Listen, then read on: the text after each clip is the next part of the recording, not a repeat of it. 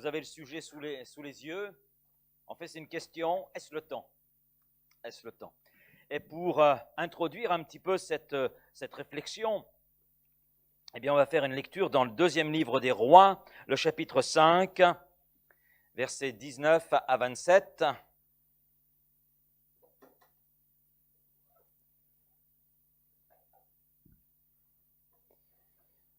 Deuxième livre des Rois, chapitre 5, les versets 19 à 27. Élisée lui dit, va en paix. Lorsque Naaman eut quitté Élisée et qu'il fut à une certaine distance, Géasi, serviteur d'Élisée, homme de Dieu, se dit en lui-même, voici mon maître a ménagé Naaman, ce Syrien, en n'acceptant pas de sa main ce qu'il avait apporté. L'Éternel est vivant, je vais courir après lui et j'en obtiendrai quelque chose. Et Géasi courut après Naaman. Naaman, le voyant courir après lui, descendit de son char pour aller à sa rencontre et dit, tout va-t-il bien? Il répondit, tout va bien. Mon maître m'envoie te dire, voici, il vient d'arriver chez moi 2 jeunes gens de la montagne d'Éphraïm, d'entre les fils des prophètes. Donne pour eux, je te prie, un talent d'argent et 2 vêtements de rechange. Naaman dit, consent à prendre 2 talents, il le pressa, et il serra 2 talents d'argent dans 2 sacs, donna 2 habits de rechange et les fit porter devant Géasi par 2 de ses serviteurs. Arrivé à la colline, Géasi les prit de leurs mains et les déposa dans la maison, et il renvoya ces gens qui partirent.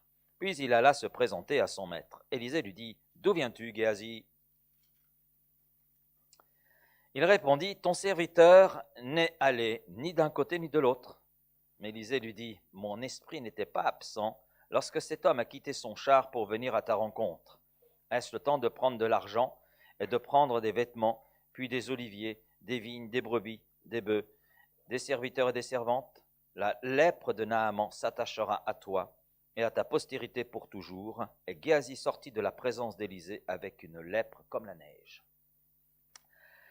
Alors c'est cette lecture qui va nous servir de base, une lecture qui est familière, puisqu'il s'agit de l'épisode de ce chef de l'armée de Syrie qui est atteint de lèpre sur on va dire, la recommandation d'une servante israélite au service de la femme de Naaman.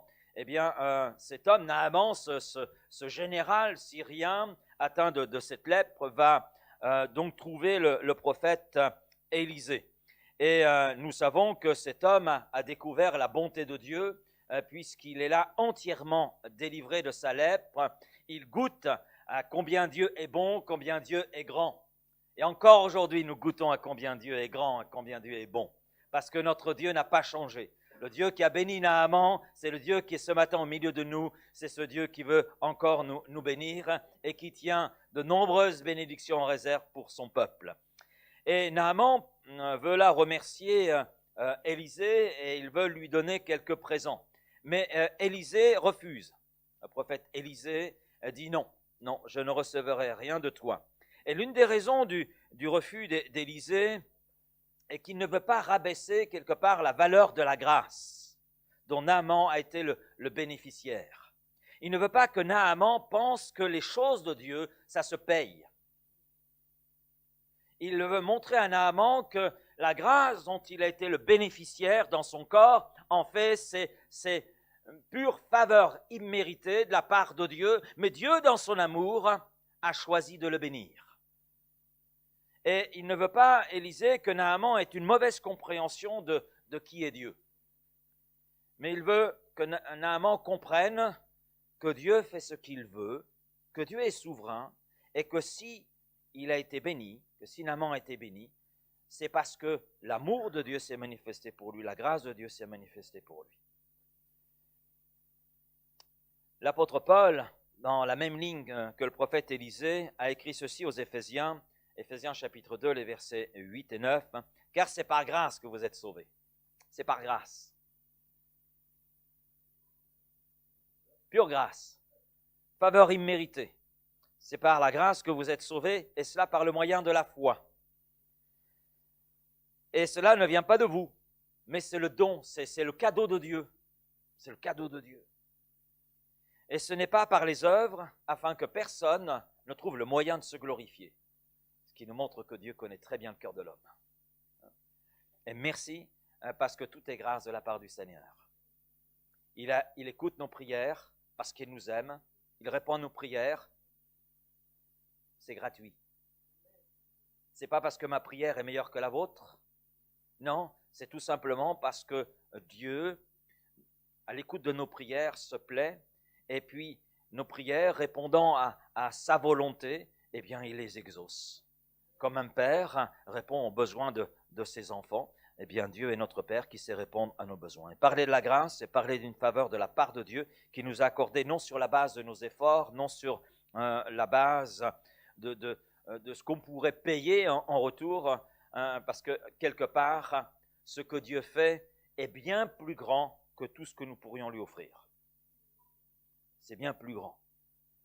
Quel prix a le sacrifice de Jésus-Christ? Est-ce que quelqu'un ce matin peut calculer le prix du sacrifice de Jésus-Christ? Non, ça nous dépasse. Ça nous dépasse. Et merci parce que tout est grâce. Nous sommes aimés de Dieu et parce qu'il nous aime, il pourvoit aux besoins de ses enfants. Et nous arrivons au passage qui nous intéresse. Élisée, donc c'est l'homme de Dieu, c'est le prophète de l'Éternel. Un prophète qui a une particularité, c'est qu'il est chauve. Mais que l'on soit chauve, il n'y a pas de souci, Dieu nous aime. Amen. Que l'on ait beaucoup de cheveux ou pas, Dieu veut nous utiliser et veut agir à travers nous. Alors, Élisée, c'est l'homme de Dieu, le prophète de l'Éternel, et puis il a à côté de lui un serviteur, Géasi. Et Élisée et Géasi se retrouvent seuls. Et ils sont là. Alors bien sûr, on a lu l'histoire après quand même un épisode et toute, on va dire, toute une manigance dans le cœur et dans l'esprit de Géasi, parce qu'il a voulu soutirer quelque chose de Naaman, alors que Élisée venait de dire « Je ne recevrai rien de toi parce que c'est pure grâce. Ce qui a été réalisé dans ton corps, c'est Dieu qui le fait et il n'y a rien à payer. » Et nous avons deux personnages, mais deux personnages qui sont très différents. Quand nous les regardons, c'est plein d'enseignements pour nous. On a deux mentalités différentes. On compare Élisée et Géasi, c'est deux mentalités différentes, c'est deux visions différentes, c'est deux échelles de valeurs différentes, c'est deux relations différentes avec Dieu, deux vies spirituelles différentes, c'est deux témoignages différents, mais c'est aussi deux finalités différentes. Et on s'aperçoit que ce que le prophète refuse, finalement, Géasi le convoite. Et Élisée est l'homme qui s'attache aux choses de Dieu, qui fait des choses de Dieu une priorité. On dirait qu'il est spirituel, tout simplement. Géasi, il s'attache aux choses de la terre, à ce qui est visible, à ce qui est matériel. On dirait un homme charnel. Dieu est au centre de la vie d'Élisée. L'égoïsme, la satisfaction du moi est au centre de la vie de Géasi. Élisée fait l'œuvre de Dieu, Géasi est dans l'illusion, il cherche à se réaliser. Élisée est un homme profond et puis Géasi est quelqu'un de superficiel. Donc en tout, ils sont différents. Et je crois qu'à travers ces personnages, nous pouvons voir deux choses. Nous pouvons y voir la représentation de l'Église et puis on va dire la représentation de ce que peut être un chrétien. Alors, on a d'un côté l'Église de Christ, animée et conduite par le Saint-Esprit. Elle est conduite ainsi parce qu'elle se laisse conduire, et c'est l'image qui nous est là donnée par Élisée. Et puis de l'autre côté, on a l'Église qui s'appuie sur les principes humains, les principes charnels, et c'est l'image donnée par Géasi. Et puis, on peut voir aussi à travers ces deux personnages une image de notre vie, de notre existence. Élisée, c'est l'image du chrétien qui se confie en Dieu, l'image du chrétien qui se laisse remplir du Saint-Esprit, qui se laisse conduire par le Saint-Esprit. Parce qu'il est indéniable que lorsque l'on regarde la vie et le ministère d'Élisée, que c'est un homme conduit par le Saint-Esprit. Il y avait sur lui cette double portion de l'Esprit qui reposait sur le prophète Élie. C'était sa prière, c'était sa demande, et Dieu a exaucé cette demande. Et si nous avons une telle demande ce matin, Seigneur, remplis-moi de ton esprit, le Seigneur entend. Il entend parce que c'est son désir de remplir tous ses enfants de son esprit. Or, pour certains, ça prend plus de temps que d'autres, hein, mais il est sûr que le Seigneur répond. Et peut-être que si ça ne vient pas aujourd'hui, peut-être que Dieu veut que te pousser quelque part dans cette persévérance et dans un désir, dans une soif encore plus grande que celle que tu peux avoir aujourd'hui, mais il est sûr qu'il te bénira. Élisée, c'est l'image du chrétien qui cultive une intimité avec son Seigneur et qui fait preuve d'attention. C'est vrai que quand je regarde la vie d'Élisée, je me dis, Seigneur, je voudrais bien arriver à cela. Il assistait au conseil de Dieu. J'ai cet épisode concernant Élisée, le roi ennemi d'Israël, qui est là avec son conseil, il est là avec tous ses conseillers, et puis Élisée est simplement dans la présence de Dieu, et tout ce qui se passe chez le roi ennemi, Élisée est au courant. C'est à un tel point que le roi ennemi comprend pas, qu'est-ce qui se passe? Il y a un traître au milieu de nous. Et puis un des conseillers qui est là, non, mais c'est le prophète Élisée. Eh oui, Dieu entendait toutes les conversations et les transmettait à Élisée, qui Élisée donc communiquait ce qu'il recevait de la part de Dieu, donc au roi d'Israël, afin de protéger le peuple. Et c'est ainsi que tous les pièges que pouvaient tendre les ennemis, Dieu les dévoilait à Élisée. Waouh! Alors je me dis, mais Seigneur, tu n'as pas changé? Donc j'aimerais bien assister aussi à un tel conseil. Amen. Le conseil d'administration divin. Alléluia.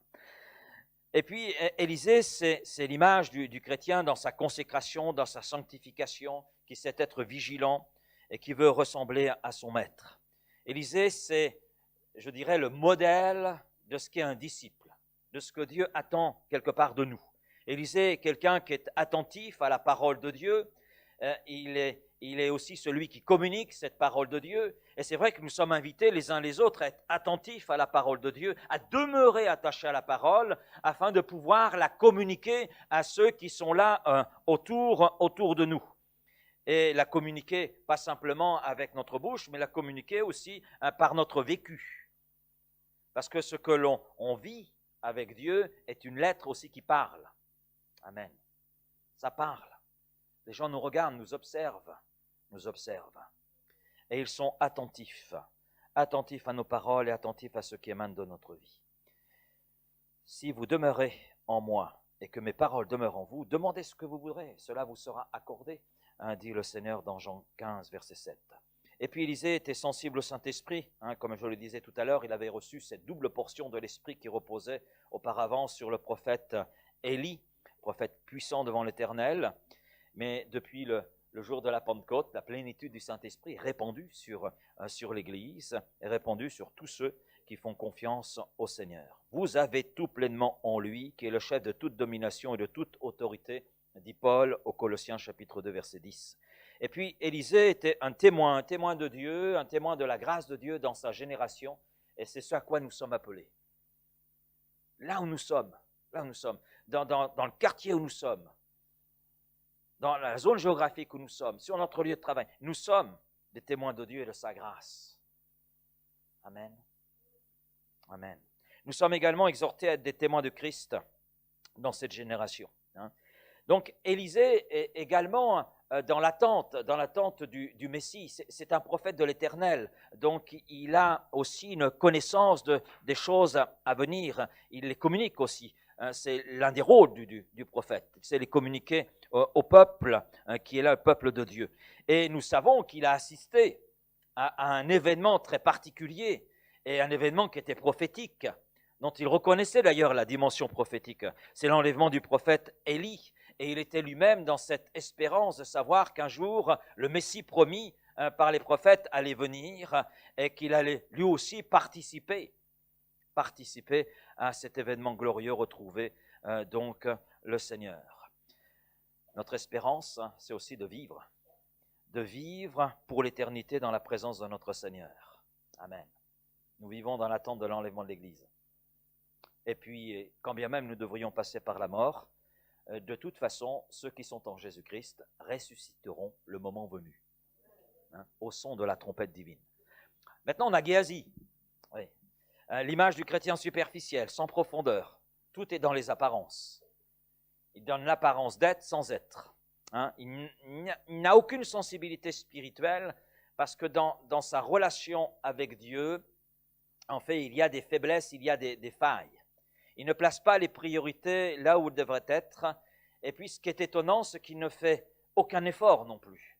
C'est ce qui m'a étonné chez cet homme. Quand on regarde ce qui est dit de lui, il a vécu des choses bénies, des choses glorieuses, parce qu'il était quand même au contact du prophète Élisée, mais ce n'est pas pour autant qu'il a capté tout ce que Dieu voulait faire dans sa vie. Il n'a pas su capter cela, il n'a pas su faire les efforts nécessaires pour faire des progrès. Bien qu'étant proche d'Élisée, il a vu les fruits d'ailleurs du ministère d'Élisée, il en est témoin direct, j'allais dire. Il accompagnait Élisée partout. Et en plus, on l'a lu ensemble, quand il se présente à Naaman, serviteur de l'homme de Dieu. Donc il reconnaissait Élisée comme étant un homme de Dieu, et il le suivait comme tel. Mais il semblerait que cela ne lui fasse ni chaud ni froid. Oh, ça fait penser à quelque chose, ça, ni chaud ni froid. Oui, l'Apocalypse, hein, c'est l'église de Laodicée, une église tiède. Je crois qu'on a une image, effectivement, de cette église de Laodicée à travers ce qui est dit sur Géasi. Donc, ces deux hommes que sont Élisée et Géasi, quelque part, nous poussent à réfléchir à notre propre vie avec le Seigneur, nous poussent à réfléchir aussi sur la mentalité qui peut être la nôtre, sur les motivations qui peuvent être les nôtres, sur la vision qui peut être la nôtre de la vie aujourd'hui, de notre vie chrétienne, de notre vie spirituelle. Et puis, à ces portraits, il y a une question posée par Élisée. Est-ce le temps? Est-ce le temps? Alors Élisée continue en disant, est-ce le temps de prendre de l'argent, de prendre des vêtements, puis des oliviers, etc. Est-ce le temps? Et c'est cette question qui m'a interpellé dans ce texte. Est-ce le temps? Cette question posée par Élisée à son serviteur, et je dirais qu'en d'autres termes, Élisée dit à Géasi, est-ce le moment approprié pour penser comme tu penses, pour agir comme tu agis, pour parler comme tu parles? Est-ce vraiment le temps pour cela? Est-ce que tu ne te trompes pas? Et vu le jugement qui s'abat sur Géasi, nous pouvons dire que ce n'était pas approprié. Géasi n'était pas dans le bon temps. Parce que la lettre de Naaman s'est attachée à Géasi et à sa postérité pour toujours, nous dit le texte, c'est le verset 27. Et la question d'Élisée nous interpelle, nous aussi, est-ce le temps? Salomon, dans l'un de ses écrits, l'Ecclésiaste, a dit ceci, il y a un temps pour tout. Un temps pour tout sous le ciel. Ecclésiaste chapitre 3 et verset 1, puis tous les versets suivants. Et le mot temps fait référence à une mesure, à un temps alloué, mais ça fait référence aussi à une saison, à une époque. Et Dieu met à notre disposition un temps, mais différentes saisons dans notre vie. Et puis, la question est, comment nous utilisons ces espaces que Dieu nous donne? Comment nous utilisons les saisons de nos vies? Nous sommes passés par la saison qui était l'enfance, une autre saison l'adolescence, la jeunesse, et puis une saison où on a un peu vieilli. Voilà. Donc ce sont des saisons dans nos vies. Il y a des saisons comme ça dans notre vie spirituelle. Et comment nous utilisons ces saisons? Et est-ce le temps? Est-ce le temps? Alors, je voudrais répondre à cette question. Est-ce le temps? Oui, c'est le temps. C'est le temps pour l'œuvre de Dieu en nous. C'est la première réponse que je donnerai. C'est le temps pour l'œuvre de Dieu en nous. Géasi avait des faiblesses dans sa vie. Et il les a prises à la légère, ces faiblesses. Et ces faiblesses étaient son penchant pour les richesses. C'est d'ailleurs un des éléments que fait ressortir Élisée. Est-ce le temps de prendre de l'argent, de prendre des vêtements? Est-ce le temps pour toi? Est-ce que c'était la priorité pour toi à ce moment-là? Non. Et finalement, Élisée fait ressortir dans la vie de Géasi qu'il y avait des faiblesses, mais que ces faiblesses, il n'a pas su les voir à leur juste proportion et il n'a pas su non plus faire le nécessaire. Et puis, on voit d'ailleurs que les faiblesses chez Géasi, c'est pas simplement les richesses, c'est aussi le mensonge. Arrivé à la colline, Géasi les prit de leurs mains, la main des serviteurs de Naaman, et les déposa dans la maison. Et il renvoya ces gens qui partirent. Puis il alla se présenter devant son maître. Élisée lui dit, « D'où viens-tu, Géasi ?» Il répondit, « Mais ton serviteur n'est allé ni d'un côté ni de l'autre. » En d'autres termes, je suis resté bien sagement chez moi, assis dans mon canapé et à regarder la télévision. Surtout, j'ai une série préférée, là, donc Sous le soleil. Enfin, je ne sais pas si ça existe.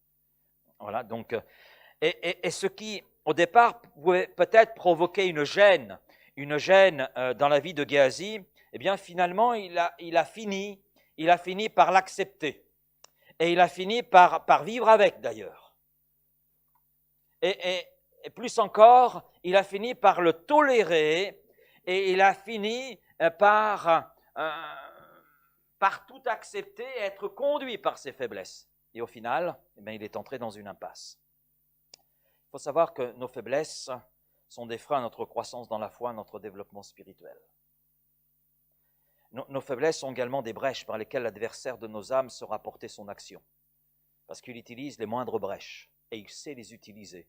Il n'est pas appelé le malin pour rien. Et on le voit dès la Genèse, chapitre 3, comment il a su utiliser une brèche, une toute petite brèche qui était là. Il a su insinuer le doute et s'engouffrer, et nous savons où cela a conduit, nous en portons les conséquences. Mais merci, parce qu'il y a eu Jésus. Amen. Et plus nous laissons passer le temps, plus il est difficile de faire face. Vous savez comme moi que quand on a une mauvaise habitude, qu'on laisse cette mauvaise habitude s'installer, après il est plus difficile de s'en défaire. C'est très difficile d'ailleurs, après de s'en défaire. Si on laisse une habitude chez l'enfant, lorsqu'il deviendra adulte, pour se défaire de l'habitude qu'il a depuis son enfance, mais ce sera un véritable parcours du combattant. Véritable parcours du combattant. Et Géasi était au service du prophète Élisée. Et voyant que Dieu était avec Élisée, eh bien, il avait l'opportunité de recevoir l'aide nécessaire. Il avait l'opportunité qu'il n'a pas su saisir. Et il n'a pas eu une fois, deux fois, mais puisqu'il vivait aux côtés du prophète Élisée, chaque jour, à chaque instant, il avait l'opportunité, alors qu'il était à côté de l'homme de Dieu, de sortir de l'impasse dans laquelle il s'était là placé. Et nous aussi, par rapport aux faiblesses qui peuvent être les nôtres dans nos vies, nous ne sommes pas sans recours. Géasi avait Élisée et nous avons le pasteur de l'église locale, nous avons les frères et sœurs qui peuvent là nous aider aussi par rapport aux faiblesses qui sont les nôtres, par rapport à certaines choses après lesquelles nous aspirons une délivrance, une guérison, mais nous avons de l'aide à côté de nous. Nous avons l'église qui est là, et l'église c'est un corps. Et l'apôtre Paul nous dit, mais si un membre souffre, c'est tout le corps qui souffre. Si un membre est en difficulté, c'est l'ensemble qui est en difficulté. Et il suffit de regarder notre frère, il est obligé d'utiliser des béquilles parce qu'il y a une inflammation, c'est des ligaments. Voilà, inflammation des ligaments. Mais qu'est-ce qu'un ligament? Un tendon. Qu'est-ce qu'un tendon quand on considère tout le reste? Ben oui, ce petit tendon,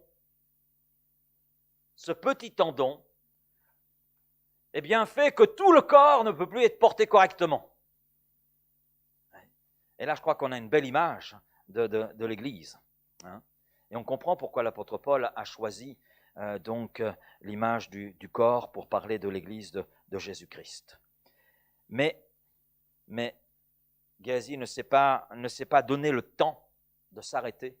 Il ne s'est pas donné le temps de se placer sous le regard de Dieu afin de le laisser le sonder, le laisser le transformer. Il n'a pas permis à l'œuvre de Dieu de se faire en lui, et cela peut-être par peur ou par orgueil.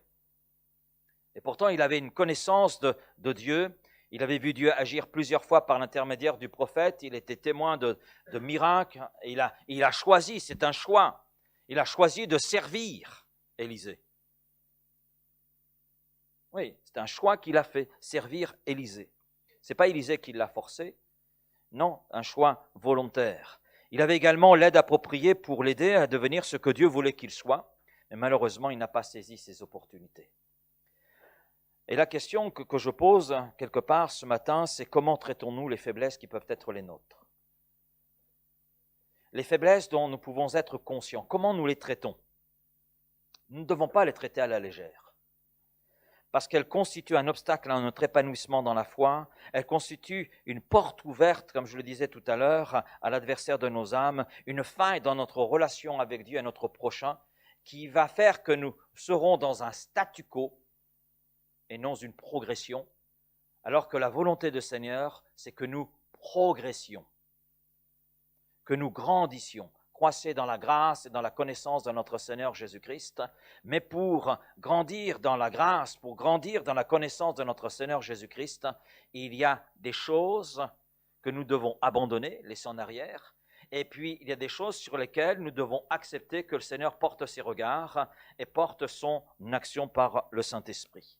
Et je crois que lorsque Élisée dit « Est-ce le temps ?» Je dis oui, c'est le temps d'ouvrir son cœur, de le répandre sans honte devant le Père Céleste, parce que David a pu dire, et d'ailleurs il le répétera 3 fois, « Sonde-moi, ô Dieu, et connais mon cœur, éprouve-moi et connais mes pensées. » David était conscient de certaines faiblesses dans sa vie, et il a su les confesser, ces faiblesses, et on sait où certaines de ces faiblesses l'ont conduit, et ça a été difficile pour lui, mais nous savons qu'il a su présenter tout cela à l'Éternel et l'Éternel a su le relever.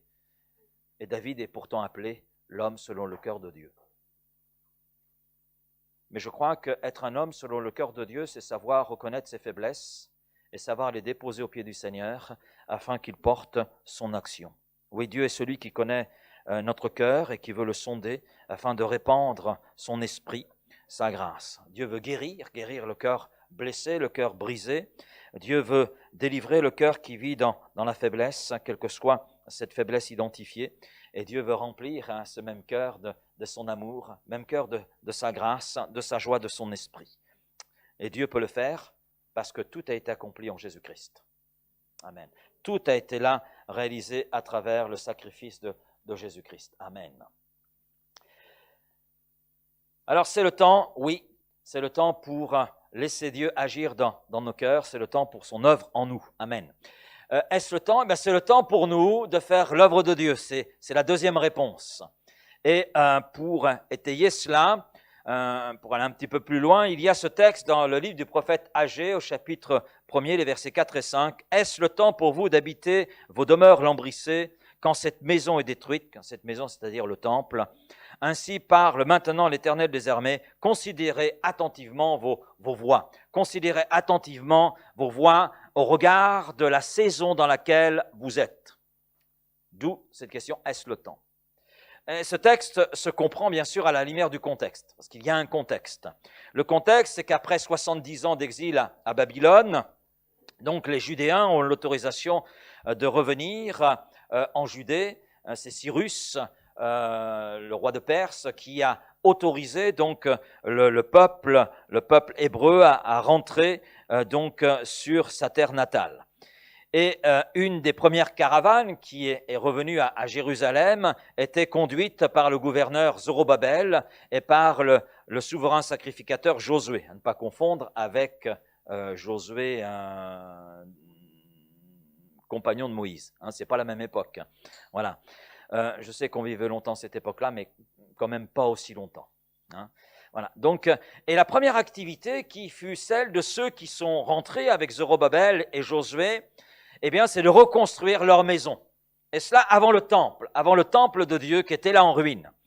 Et dans le même temps, vous lirez tout le contexte, dans le même temps, ce peuple qui est là avec Zorobabel et Josué ne comprend pas, parce qu'il y a plusieurs choses qui sont là et qui apparaissent. Tout d'abord, il y a la sécheresse qui les accable. Les récoltes donc sont maigres, ça ne donne pas ce que ça devrait donner. Voilà. Et puis, bien sûr, ils se questionnent devant toute cette réalité. Ils se disent, mais pourquoi tant d'efforts alors que on n'a pas les fruits que l'on espère. Pourquoi cela? Pourquoi le peu de résultats comparé à tous les efforts que l'on fournit? Et Dieu leur dit, écoutez, regardez la situation en face. Vous êtes concentrés sur la reconstruction de vos maisons, vous y mettez un grand soin. Le texte parle d'ailleurs de demeures lambrissées. Donc il y a un certain luxe, et tout cela pour qu'elle soit belle, on peut le comprendre. Et vous acceptez que ma maison soit en ruine et qu'elle le reste. Et on s'aperçoit que finalement que le peuple là est placé devant une évidence. Est-ce le temps pour vous de considérer ce qui est matériel? Est-ce qu'il n'y a pas quelque chose de plus grand, de plus important que cela? Et le peuple finalement manquait de motivation pour la maison de Dieu et se fait renforcer d'ailleurs par le verset 2. Ainsi parle l'Éternel des armées, ce peuple dit, le temps n'est pas venu, le temps de rebâtir la maison de l'Éternel. Donc il était parfaitement conscient, ce peuple, qu'il n'était pas dans la priorité. Et Dieu dit, mais c'est le temps de rebâtir ma maison. C'est le temps de faire l'œuvre à laquelle je vous appelle. Et ça doit passer avant vos désirs, avant votre confort. Et le peuple avait perdu quelque part le sens de sa vocation, de sa mission. Sa mission était de faire la volonté de Dieu, de le servir en premier, et cela, il l'avait oublié. Dieu était placé un petit peu à l'écart de ses préoccupations. Mais Dieu, par l'intermédiaire du prophète Agé, lui rappelle où sont les priorités. Maintenant, je ne sais pas si vous avez remarqué, vous pourrez relire le livre du prophète Agé, il n'est pas dit que le peuple n'aimait plus l'Éternel. Ce n'est pas ce qui est dit. Mais il nous est montré que l'intensité de son amour pour Dieu en était arrivé à considérer le confort personnel comme étant plus important que son engagement avec Dieu. Et nous avons une situation qui est similaire dans le Nouveau Testament. Dans l'une des lettres de l'Apocalypse, Jean adresse donc un courrier aux responsables d'une église d'Asie mineure, une église que nous connaissons puisqu'il y a une lettre que Paul adresse aussi à cette même église, c'est l'église donc d'Éphèse. Apocalypse 2, verset 4, « Mais ce que j'ai contre toi », et quand on regarde le contexte, ce qu'il y a avant et ce qu'il vient après, c'est une église où je dirais il y a un activisme qui est là. « Mais ce que j'ai contre toi, c'est que tu as abandonné ton premier amour. » Alors le mot abandonner qui est utilisé ici, c'est négliger. Négliger, vous pouvez aussi traduire laisser au loin. Laisser au loin. Donc on a une église qui fait beaucoup de choses pour Dieu. Elle fait beaucoup de choses pour Dieu, mais en fait, elle a mis Dieu de côté. Elle a mis Dieu de côté. Et le problème est le même problème ici qu'au temps du prophète Agé. Jean exprime la même chose sous la conduite du Saint-Esprit, la perte de motivation pour Dieu, un engagement pour Dieu qui, au fil du temps, s'est quelque peu effrité. Et comme pour le peuple de Dieu au temps d'Agé, eh bien, il n'est pas dit que l'église d'Éphèse n'aimait plus son chef Christ, mais simplement qu'au fil des ans, son amour n'avait plus la même intensité, il n'y avait plus le même punch. Et je crois que nous sommes en tant que croyants, en tant qu'Église, devant les mêmes dangers. Je suis personnellement devant ce même danger.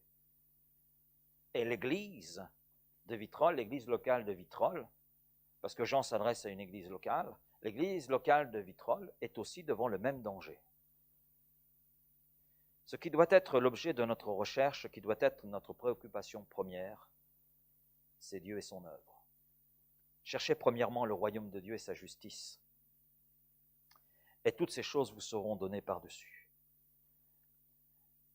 Cherchez premièrement le royaume de Dieu, ce qui appartient à Dieu. Ce qui appartient à Dieu. Mais pour chercher ce qui appartient à Dieu, il faut chercher Dieu lui-même.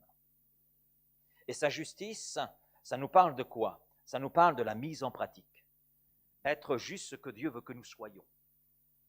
Faire juste ce que Dieu nous demande. Voilà ce que signifie chercher la justice de Dieu. Et toutes ces choses, et quand on regarde le contexte, c'est exactement les choses dont le peuple de Dieu se préoccupait autant d'âgés. Mais c'est aussi les choses dont Géasi se préoccupait. Parce qu'en réalité, les talents, la monnaie et les vêtements, il les a mis dans sa maison, pas dans la maison du prophète. Alors qu'il dit, mais mon maître a reçu 2 hommes venant d'Éphraïm. Non, non.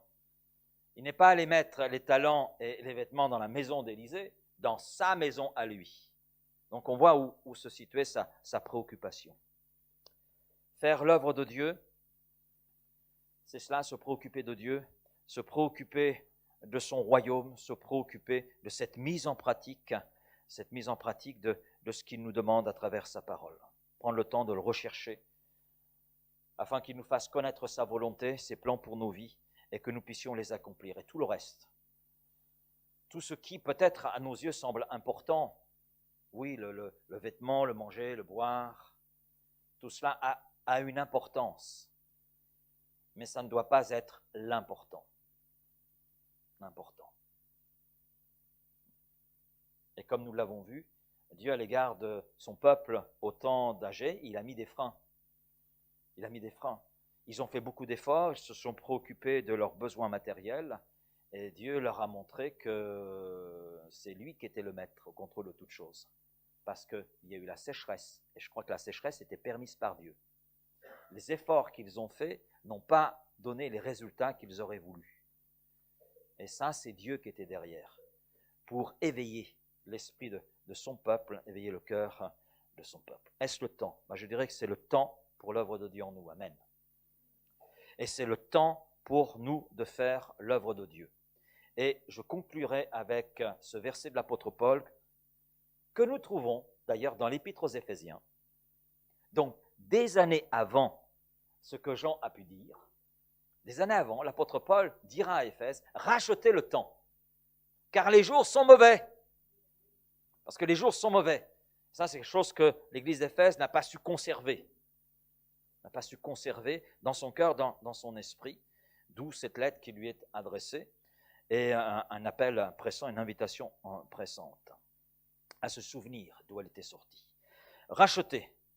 Vous savez, ce mot n'est pas utilisé par hasard ici. Racheter a le sens de payer, spécialement payer ce qui est en retard,